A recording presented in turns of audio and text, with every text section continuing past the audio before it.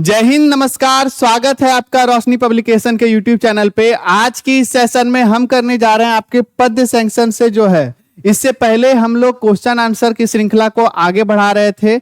सबसे पहले हम लोग अगर हिंदी की बात करें, सबसे पहले हम लोगों ने सिलेबस डिस्कस किया था। सिलेबस के बाद हम लोगों ने गद्य का 5 चैप्टर और पद्य का 5 चैप्टर, पूरा लेखक परिचय से लेकर पूरा स्टोरी, निबंध या फिर जो भी आपका पोएम या फिर जो भी पद्य था, वो सभी हम लोगों ने लाइन बाय लाइन डिस्कस किया कि उसमें कवि क्या कहना चाह रहे हैं, लेखक क्या कहना चाह रहे हैं। उसके बाद हम लोगों ने क्या ग्रामर स्टार्ट किया था, जिसमें हम लोगों ने 4 पोर्शन कंप्लीट किए थे। तो आपके वर्ण हो गए, शब्द हो गए, वाक्य हो गए और ये संधि, ये 4 पोर्शन आपको ऑलरेडी अपलोडेड है। जाके अगर आप नहीं देखे हैं, हिंदी के प्लेलिस्ट में जाके देख सकते हैं। उसके बाद हम लोग क्या कर रहे हैं, क्वेश्चन आंसर को आगे बढ़ा रहे हैं चैप्टर बाय चैप्टर। तो सबसे पहले हम लोगों ने गद्य सेक्शन को ही उठाया था।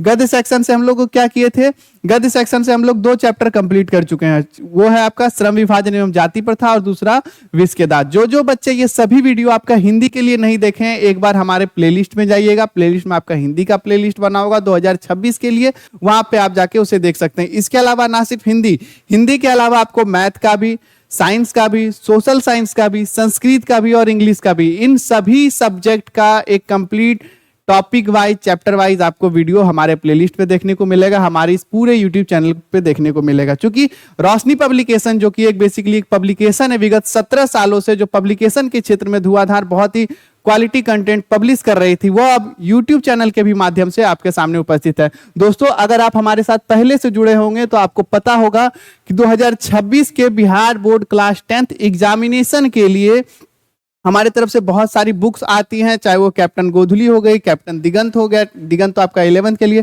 कैप्टन पनोरमा हो गया, कैप्टन संस्कृत हो गया, ये सारी पुस्तकें आपको देखने को मिलती है। और 2026 में जो आपके हमारा क्या कैप्टन बैच लॉन्च हो चुका है इसी यूट्यूब चैनल के माध्यम से। तो उसी में हम लोग आगे बढ़ रहे हैं, सभी चैप्टर को लेते हुए, सभी सब्जेक्ट को लेते हुए, जिसमें हम लोग क्या हिंदी में बहुत आगे तक निकल गए हैं। और उसमें हम जब 5-5 चैप्टर खत्म किए, अब हम लोग उसका क्वेश्चन आंसर देखेंगे। तो दोस्तों, फटाफट अपने दोस्तों के साथ हमारे इस चैनल को शेयर कर दीजिएगा, ताकि वो भी इस पूरे कंटेंट का लाभ उठा सके और एक कंप्लीट तैयारी आपको इस यूट्यूब चैनल के माध्यम से मिल सके। तो आज के इस सेशन की शुरुआत करते हैं गुरु नानक के पद। इसमें हम लोग पूरा पढ़ लिए थे, एक एक पद का डिफिनेशन। 2 पद थे आपके इसमें, राम नाम बिनु बिरथे जगी जन्मा और जो नर दुख में दुख नहीं माने। इसका क्या अर्थ होता है, क्या कहने का मतलब था गुरु नानक जी का। ठीक है, गुरु नानक जी कौन, सिख धर्म के जो पहले गुरु थे गुरु नानक, उनके द्वारा ये लिखा हुआ था। और क्या कहना चाह रहे थे वो हम लोग पिछले वीडियो में देख चुके हैं, इससे पहले हम लोग इस वीडियो में देख चुके हैं। आज के इस सेशन में हम उसी चैप्टर का जो भी क्वेश्चन आंसर है, लगभग 9 क्वेश्चन आंसर है आपका इस चैप्टर में। इस चैप्टर से ग्रामर वाला हम लोग ग्रामर के सेक्शन में देखेंगे, तो इस चैप्टर से आपका 9 क्वेश्चन है और 9 को एक एक करके हम लोग देखेंगे। किस तरह आपको आंसर लिखना है जिससे आप ज्यादा से ज्यादा अंक हासिल कर सके, किस तरह आपको एग्जाम में लिख के आना है, क्या आपकी स्ट्रेटजी होनी चाहिए, उन सभी पॉइंट पे हम लोग बात करेंगे।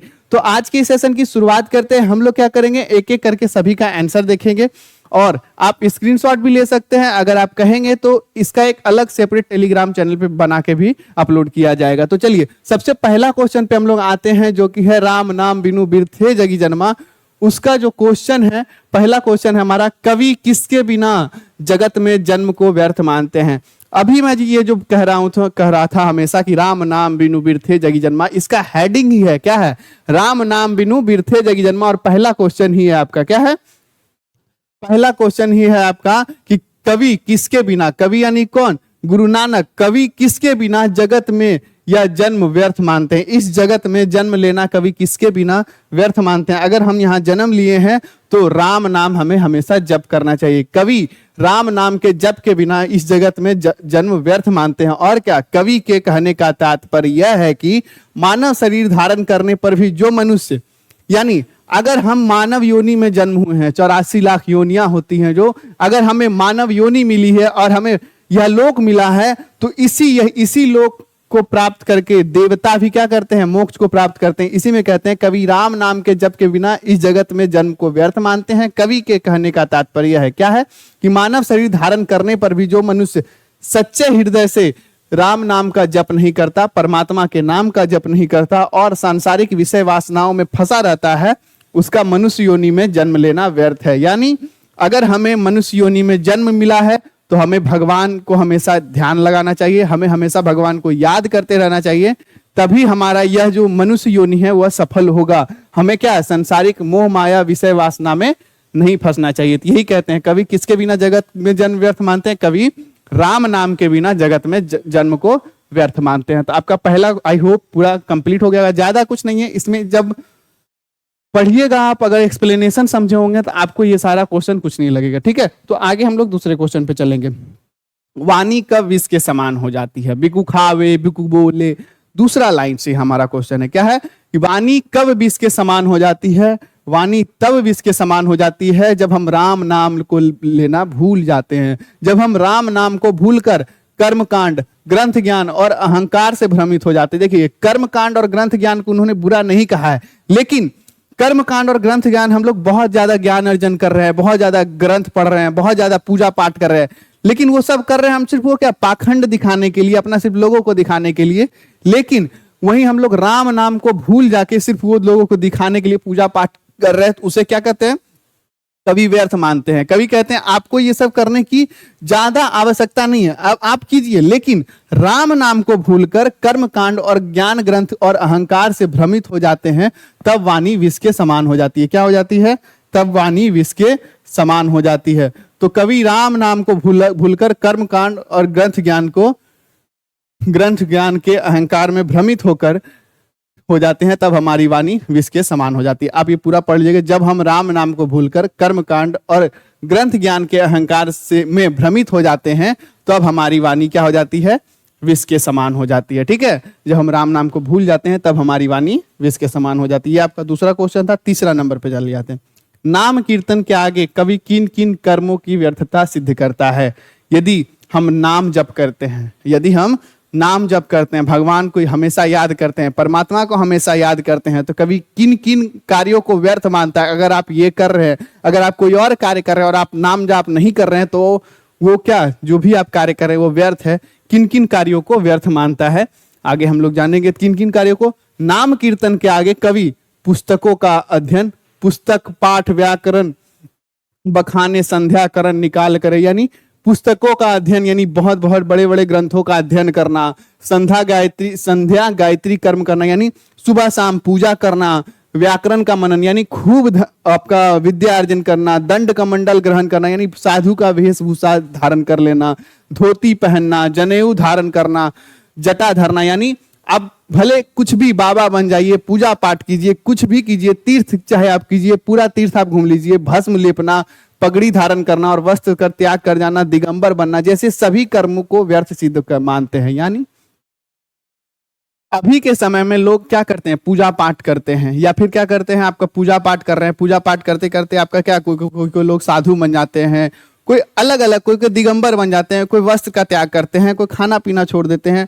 तो इन सभी कार्य को चलिए ठीक है, लेकिन इन सभी कार्य को कर रहे हैं और आप राम नाम को नहीं जप रहे हैं, आप परमात्मा के नाम को नहीं जप रहे हैं, नाम कीर्तन के आगे, यानी आप भगवान को नहीं याद कर रहे हैं, बाकी ये सब कर रहे हैं। आप क्या कर रहे हैं, पुस्तकों का अध्ययन, संध्या गायत्री कर्म करना, व्याकरण का मनन, दंड का मंडल ग्रहण करना, यानी साधु बन जाना, इसके बाद धोती पहनना, जनेऊ धारण करना कि भाई जटा धारण करना, तीर्थ करना, भस्म लेपना, पगड़ी धारण और वस्त्र त्याग कर दिगंबर बन जाना, जैसे कार्यों को क्या, राम नाम के कीर्तन के आगे क्या कहते हैं, गुरु नानक जी व्यर्थ मानते हैं कि ये सब अभी आप कितना भी कर लें, लेकिन अगर आप राम नाम नहीं जप रहे हैं, अगर आप नाम का कीर्तन नहीं कर रहे हैं, तब ये सारी चीजें आपके लिए क्या है, व्यर्थ है। आई होप आपको ये तीसरा भी पसंद आया होगा, आप इसका भी आंसर स्क्रीनशॉट ले लीजिए।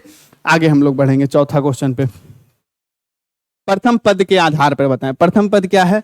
प्रथम पद है हमारा राम नाम बिनु बिरथे जगी जन्मा। गुरु नानक इसमें दो पद है, पहला कौन, राम नाम बिनु बिरथे जगी जन्मा, और दूसरा जो नर दुख में दुख नहीं माने। तो ये क्या, प्रथम पद यानी राम नाम बिनु बिरथे जगी जन्मा के आधार पर बताने कह रहा है। क्या बताएं कि कवि ने अपने युग में धर्म साधनों के कैसे कैसे रूप देखे हैं, यानी कवि ने अपने युग में, जब कवि का युग चल रहा था, जब कवि अपने समय में जब वो जीवित थे, तो उस समय उन्होंने धर्म साधनों के कैसे कैसे रूप देखे हैं, यानी धर्म की साधना के लिए लोग क्या क्या करते थे वो सभी। तो वो यही जो हमारा पिछला क्वेश्चन का जो आंसर था ना, वही होगा इसका भी। क्या है, धर्म साधन के कैसे कैसे रूप देखे हैं, कवि प्रथम पद में कवि गुरु नानक ने धर्म साधन के कई लोक प्रचलित रूप की चर्चा की है। क्या क्या की है? ग्रंथ का पाठ करना, उसमें भी था। सीख बढ़ाना यानी चोटी बढ़ाना, टिकिया बढ़ाना, आप जो पंडित जी रखते हैं वो। व्याकरण वाचन करना, और जैसे कार्य धर्म साधन माने जाते हैं उनके अकॉर्डिंग। इसी प्रकार और क्या क्या? तीर्थ करना, तन में भस्म रमकर साधु वेश धारण करना, यानी तन भस्म रगड़ अथि भया। इसी प्रकार क्या? इसी प्रकार तीर्थ करना, तन में भस्म रमकर यानी रमकर, हाँ, रमाकर वेश धारण करना, दंड कमलदा धारी होना, वस्त्र त्याग करके नग्न होना, नग्न होकर घूमने वाले कवि युग में धर्म साधन की विविध रूप रहे हैं। यानी आपके जो गुरु नानक के समय जो लिखते हैं ये सभी की चर्चा करते हैं। क्या किसकी चर्चा करते हैं? धर्म साधन के कई लोग प्रचलित रूप। कौन कौन? सीख बढ़ाते हैं, ग्रंथ पढ़ते हैं, व्याकरण वाचन करते हैं, तीर्थ करते हैं, तन में भस्म लगाकर साधु का वेश धारण करते हैं, कोई कमंडल लेके भिक्षुक बन जाता है, कोई वस्त्र त्याग करके क्या करता है? नग्न होके घूमता है, कोई मतलब सभी अपनी क्या बोलते हैं लोक लुभावन चीजों को त्याग कर देता है। उन सभी प्रकार के क्या है? कवि के युग में धर्म साधन के रूप हैं। लेकिन इन्हें भी कवि क्या कहते हैं कि ये सभी अगर आप कर रहे हैं और इसके बावजूद भी आप क्या एक चीज मिस्टेक कर रहे हैं, आप अगर नाम जप नहीं कर रहे हैं, तो ये सभी आपके लिए क्या है? व्यर्थ है। ये सभी चीज आपके लिए क्या है? व्यर्थ है। तो इसमें सिर्फ इतना तक ही होगा, व्यर्थ किन किन चीजों को, यानी तीसरा और चौथा क्वेश्चन लगभग सिमिलर है। ठीक है, तो आई होप आपको ये भी हो गया होगा, और चौथा का भी आप ले सकते हैं, कोई स्क्रीनशॉट लेना चाहें तो। 5वां नंबर, हरिरस से कवि का अभिप्राय क्या है? हरिरस से कवि का अभिप्राय क्या है? हरिरस से कवि का अभिप्राय, हरिरस से कवि का अभिप्राय है, गुरु नानक जी कहते हैं हरिरस का मतलब हरि की भक्ति, राम की भक्ति, यानी परमपिता परमात्मा की भक्ति को क्या ही हरिरस कहा गया। यानी हरि की भक्ति ही हरिरस है। हरिरस से कवि का अभिप्राय हरि की भक्ति है। हरि यानी भगवान विष्णु, भगवान की जो भक्ति है उसे ही हरिरस कहा गया है। आगे ज्यादा छोटा सा आंसर, इसमें 6ठा नंबर पे चलते हैं। कवि की दृष्टि में ब्रह्म का निवास कहाँ है? कवि की दृष्टि में ब्रह्म का निवास कहाँ है? कवि की दृष्टि में ब्रह्म का निवास है, कवि के अनुसार ब्रह्म का निवास प्रत्येक प्राणी के शरीर में है। यानी हर एक प्राणी की आत्मा में ब्रह्म का निवास है। ब्रह्म जो है, परमपिता ब्रह्म जो है, वो सभी के आत्मा में निवास करते हैं। गुरु नानक के अनुसार ब्रह्म का निवास कहाँ है? हर एक व्यक्ति के अंदर है, हर एक व्यक्ति के आत्मा में परम ब्रह्म का निवास है। कवि के दृष्टि में ब्रह्म का निवास कहाँ है? सभी के आत्मा में है। आगे बात करेंगे, गुरु की कृपा से किस युक्ति की पहचान हो पाती है? गुरु की कृपा से किस युक्ति की पहचान हो पाती है? आई होप आपका पिछला तो आपने ले लिया होगा स्क्रीनशॉट, और बाकी आगे हम लोग बढ़ते हैं। इसमें आप कवि के अनुसार गुरु कृपा से ईश्वर भक्ति मार्ग प्रशस्त होता है तथा संसार रूपी भवसागर से पार होने की युक्ति की पहचान हो सकती है। गुरु की कृपा से किस युक्ति की पहचान हो पाती है?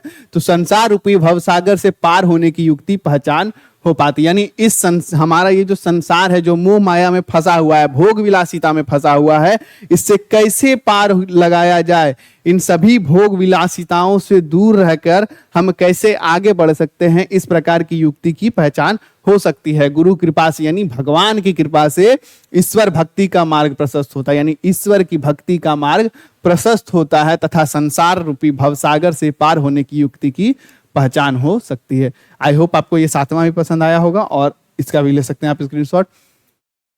स्वप्रसंग व्याख्या करें। इसके बाद जब हम लोग कर रहे थे तो उसमें भी 4 या 5 थे आपके स्वप्रसंग व्याख्या। मैंने उस समय भी आपको बताया था, स्वप्रसंग व्याख्या जैसे ही आए, आंख मूंद के पहले आप ये पहचानिए कि ये कहाँ से लिया गया है, ये कहाँ से लिया गया है। चूंकि हमारा गुरु नानक के पद, या इसमें भी गुरु नानक के 2 पद हैं, कौन कौन सा? राम नाम बिनु बिरथे जगी जन्मा, और जो नर दुख में दुख ना माने। तो ये दोनों में से कहां से लिया गया, पहले इसकी पहचान होगी, और उसके बाद हम इसके अर्थ को समझेंगे, क्या कहना चाह रहे हैं, और उसके बाद हम पूरा लिखते हैं। तो इसमें मैंने बताया था, सबसे पहले हम लोग क्या लिखते हैं?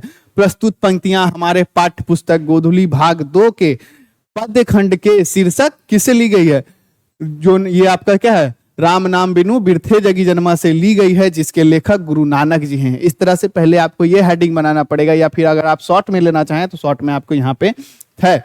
यह पंक्ति गुरु नानक द्वारा रचित राम नाम बिनु बिरथे जगी जन्मा नामक पद से उद्यत है। यानी यह जो पद है, कहाँ? गुरु नानक द्वारा जो रचित है कौन, राम नाम बिनु बिरथे जगी जन्मा से निकला हुआ है। इस पंक्ति के माध्यम से कवि राम नाम की महिमा का वर्णन करते हुए कहते हैं। अब इसमें क्या कहते हैं, इसमें क्या कहना चाह रहे हैं, इसमें क्या कहते हैं कि राम नाम का जो है महिमा क्या है उसका वर्णन करते हैं। कौन, गुरु नानक। वो क्या कहते हैं कि जो व्यक्ति हरि नाम का स्मरण नहीं करता वह हमेशा सांसारिक माया में फंसा रहता है, उसे जन्म मृत्यु के चक्र में पड़कर वह बार बार विभिन्न योनियों में भटकता रहता है। यानी राम नाम बिनु, राम नाम के बिना लोग क्या करते हैं, उलझ कर रह जाते हैं, हमेशा एक ही साइकिल में फंस के रह जाते हैं, वो कभी भी मोक्ष की प्राप्ति नहीं कर पाते, उसे जन्म मृत्यु के चक्र में हमेशा पड़ते रहता है, वह अलग अलग योनियों में हमेशा जन्म लेता है। जब तक उसे राम नाम की प्राप्ति नहीं होती तब तक वह इस चक्र से नहीं बाहर हो पाता है। ठीक है, राम नाम बिनु क्या, अरुचि मरे, अरुचि यानी उलझ कर रह जाता है। ठीक है, आगे बढ़ते हैं। ख नंबर, कंचन माटी जाने। ये भी क्या है, हमारा प्रस्तुत पंक्तियां हमारे पाठ्य पुस्तक गोधुली से ली गई है। ये आपका प्रस्तुत पंक्तियां गुरु नानक द्वारा रचित, जो नर दुख में दुख नहीं माने। अब ये कंचन माटी जाने, ये आपका पहला जो आपका क नंबर था वो कहां से था, पहला जो पद था आपका राम नाम बिनु बिरथे जगी जन्मा, ये दूसरा है कंचन माटी जाने, यानी जो नर दुख में दुख नहीं माने, दूसरा पद से है। तो प्रस्तुत पंक्तियां गुरु नानक द्वारा रचित जो नर दुख में दुख नहीं माने शीर्षक पद से अवतरित है। इसमें क्या, इस पंक्ति के माध्यम से कवि यह बताना चाहते हैं कि जो व्यक्ति निर्लोभ रहता है, जो व्यक्ति निर्लोभ रहता है, कंचन माटी जाने, कंचन यानी सोना, माटी मतलब मिट्टी, जो व्यक्ति सोने को मिट्टी मानता है, जो व्यक्ति निर्लोभ रहता है, जिसके अंदर लोभ नहीं है किसी चीज को, और जो सोने को भी मिट्टी के समान समझता है, यानी कंचन माटी जाने, यानी जो व्यक्ति सोने को भी मिट्टी के समान समझता है, केवल उसी के जीवन में शांति आती है, उसे ही मुक्ति मिल पाती है और वही ईश्वर को प्राप्त कर पाता है। यानी जो व्यक्ति आपका अगर पूरा जो पद है उसका अर्थ अगर जानने जाएंगे तो क्या कहते हैं कि जो नर दुख में दुख नहीं माने, यानी जो व्यक्ति दुख को दुख नहीं मानता है, सुख में ज्यादा सुखी नहीं होता है, जो व्यक्ति क्या ज्यादा लालच नहीं करता है, लालच से परे होता है, जो व्यक्ति क्या सोना को भी मिट्टी समझता है कि क्या है ये तो मिट्टी है, उसका जो मेन मोटो क्या होता है, मेन मोटो उसका होता है शांति, जीवन में शांति और ब्रह्म की प्राप्ति, ईश्वर की प्राप्ति। यानी जो व्यक्ति सोने को भी मिट्टी समझता है, केवल उसी के जीवन में शांति आती है, उसे ही मुक्ति मिलती है और वही ईश्वर को प्राप्त कर पाता है। तो ये भी आपका आई होप सेकंड ख नंबर भी समझ में आया होगा। आगे बढ़ते हैं हम लोग। 8 नंबर, हरस शोकते रहे निहारो नाही मान अपमान। ये भी आपका कहां से लिया गया है, जो नर दुख में दुख नहीं माने, उसमें आपका क्या है, हरस शोकते रहे निहारो नाही मान अपमान।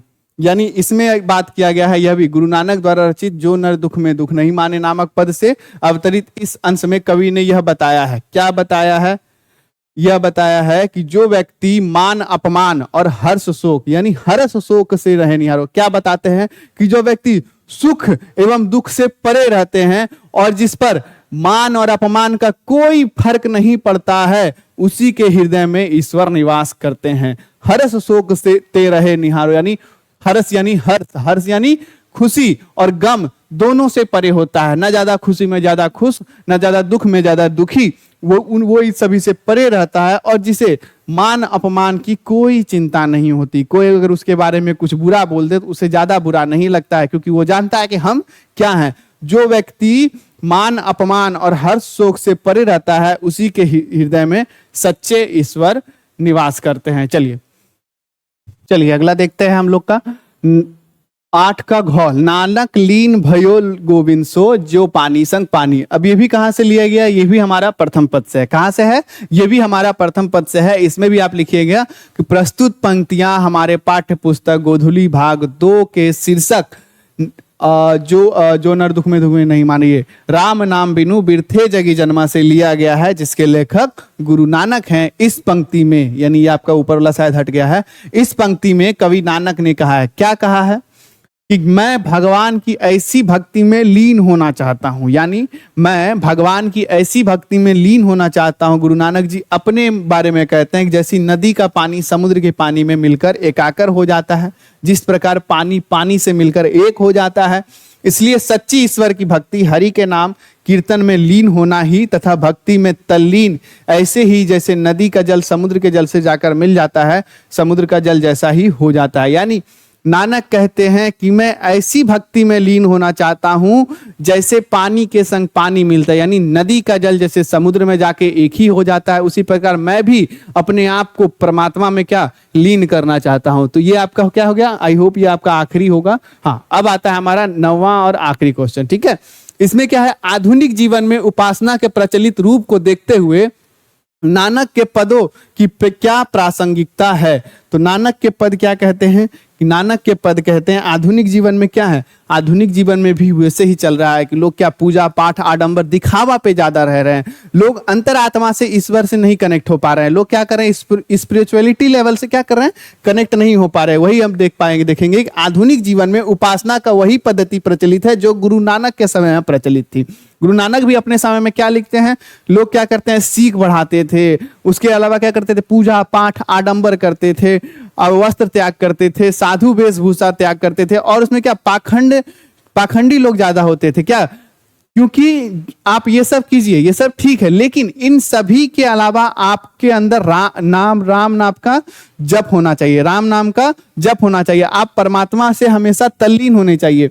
आज भी पूजा पाठ, तीर्थ व्रत, वेशभूषा तथा संप्रदायवादी विचारों का बोलबाला है, यानी अभी भी पूजा पाठ का ही अधिक बोलबाला है, सांप्रदायिक विचार, कट्टरता ज्यादा है। ठीक है, मंदिर मस्जिद का वही महत्व है जो उस समय था, यानी क्या, पूजा पाठ करने के लिए। कहने का तात्पर्य यह है कि आज भी बाह्य आडंबर यानी बाहरी दिखावा के लिए सच्ची भक्ति अर्थात मानवता में ह्रास हुआ है। लोग क्या कर रहे हैं, बाहरी दिखावा के लिए पूजा पाठ कर रहे हैं, और क्या जो रियल भक्ति है, सच्ची भक्ति जो है, उसका क्या हो रहा है, खात्मा होते जा रहा है। उसका क्या है वो और मानवता के क्या खात्मा होते जा रहा है। सहानुभूति, करुणा जैसी मानवीय गुण दिन मुदिन घटती जा रहे हैं, यानी दिनों दिन जो है ये सारी जो मानवीय गुण है, जो क्या मानवीय गुण है, जो हमारे अंतरात्मा की जो गुण है वो घटते जा रहे हैं। इसलिए नानक जिन बंधनों से मुक्त होने की सलाह दी थी, वह बंधन आधुनिक समय में भी दृढ़ से दृढ़तर होता जा रहा है। यानी उस समय नानक जी इन सभी चीजों से दूर होके कह रहे थे क्या, कि आप जो है इन सभी बाह्य आडंबर से दूर होके परमात्मा को सच्चे हृदय से मानिए। इसलिए नानक के पद जितना उस समय प्रासंगिक थे उतने ही आज भी हैं, यानी सिचुएशन ज्यादा डिफरेंस नहीं है, सिचुएशन क्या ज्यादा डिफरेंस नहीं है। नानक के समय जो भी प्रथाएं चल रही थी वो प्रथाएं अभी भी है, जो स्थितियां तब थी वो अभी भी है, यानी जितनी प्रासंगिक नानक के पद तब थे वो अभी भी उतनी ही प्रासंगिक है। और ये क्या है, और ये अपनाएं, ये आप बोल सकते हैं ये और बढ़ ही रही है। तो आई होप आपको ये 9वां क्वेश्चन भी समझ में आ गया होगा, इसका भी आप स्क्रीनशॉट ले लीजिए। 9वां का 9वां क्वेश्चन हम लोग आज कंप्लीट कर लिए हैं। ये टोटल क्वेश्चन आंसर और ये टोटल जो भी एक्सप्लेनेशन हम लोग के द्वारा दिया जाता है वो आपके यहाँ पे कैप्टन गोधली क्लास 10th के लिए हमारा जो बुक पब्लिश होता है उस पे आपको देखने को मिल जाएगा। तो बच्चों आज के इस सेशन में इतना ही, मिलेंगे आपको एक नए वीडियो के साथ एक नए चैप्टर में। और इसके अलावा आप गोधली के अलावा मैं कैप्टन रोशनी पब्लिकेशन के बारे में बताना चाहूँ तो गोधली के अलावा आपका captain Piyusham, captain Varnika, captain Godhuli, captain panorama, इन ये सभी पुस्तकें आपको देखने को मिलेगी हमारे ऑफिशियल वेबसाइट फ्लिपकार्ट, अमेजॉन एवं अपने नजदीकी बुक स्टोर पे भी आप उसे परचेज जाके कर सकते हैं। क्लास 11th एवं 12th के लिए भी दिगंत, रेनबो ये सब आपको देखने को मिल जाएगी। इसके अलावा बात करें तो आपका question bank, objective question bank, crash course यानी क्लास 10th की तैयारी के लिए आपको हमारे इस YouTube चैनल के माध्यम से क्लास मिल जाएगी। हमारे पब्लिकेशन के माध्यम से जो भी आपको कंटेंट होगा, जो भी आपके बुक होंगे वो सभी आपको देखने को मिलती है। तो हमारे पब्लिकेशन का नाम रोशनी पब्लिकेशन, हमारे कैप्टन सीरीज में जो भी पुस्तकें आती है अगर आप उसे परचेज करना चाहते हैं तो आप हमारे ऑफिशियल वेबसाइट पर विजिट कर सकते हैं। आपको ये सारे अमेजॉन और फ्लिपकार्ट जैसे स्टोर पे भी मिल जाएगी और अपने नजदीकी बुक स्टोर पे भी आप इसे परचेज कर सकते हैं। तो आज के इस सेशन में इतना ही, मिलते हैं एक नए वीडियो में नए टॉपिक के साथ। तब तक के लिए जय हिंद, जय भारत।